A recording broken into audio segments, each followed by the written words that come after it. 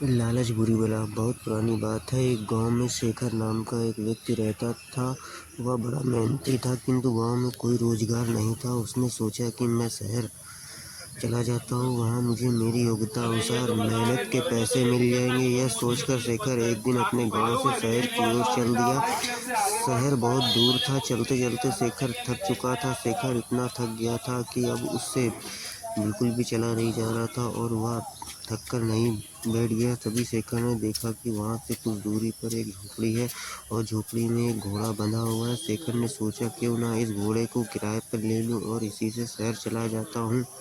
शेखर जैसे जैसे झोपड़ी पर पहुंचा, शेखर ने देखा वहाँ एक व्यक्ति खड़ा हुआ है। शेखर समझ गया कि यहाँ अवश्य ही घोड़े का मालिक है। शेखर उस व्यक्ति से बोला, मुझे आगे शहर में जाना है और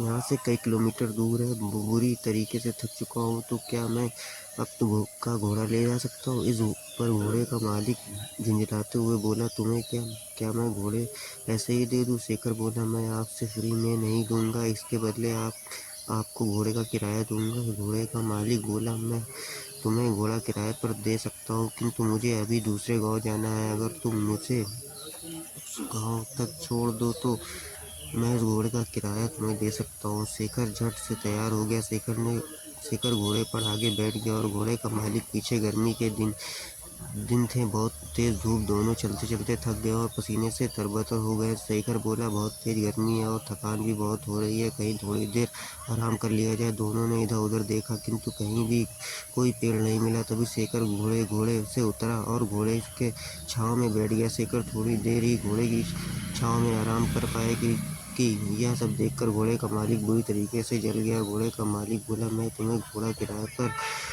दिया है, उसकी छाया किराए पर नहीं दी। तुम्हें हटो यहाँ से। छाया मेरे अधिकार और मैं यहाँ आराम करूँगा। यह सुनकर शेखर बोला, महानुभाव, आप यह कैसी बात कर रहे हैं? मैंने अगर घोड़ा किराए पर लिया है तो आपकी छाया मेरा ही अधिकार है। अगर आप चाहें तो आप भी इस छाया में मेरे साथ बैठकर आराम कर सकते हैं। लेकिन घोड़े का मालिक बड़ा जिद्दी था। वह बोला, नहीं नहीं, इस छाया पर सिर्फ मेरा अधिकार है और मैं ही इसकी छाँव में। इतनी छोटी सी बात पर दोनों जोर जोर से बहस करने लगे। तू मैं हाथापाई पर आ गए। दोनों एक दूसरे से झगड़ने लगे और एक दूसरे पर लात घूंसे बरसाने लगे। सुनकर जंगल का राजा दोनों के बीच बचाव करने के लिए आया। दोनों की लड़ाई देखकर घोड़ा भड़क गया और वहां से चला गया। थोड़ी देर बाद जब घोड़े का मालिक ने घोड़े को देखा तो वह कहीं दिखलाई नहीं दिया। यह देखकर घोड़े का मालिक बोला, अरे मेरा घोड़ा कहाँ चला गया? वह तो अभी तक नहीं आया।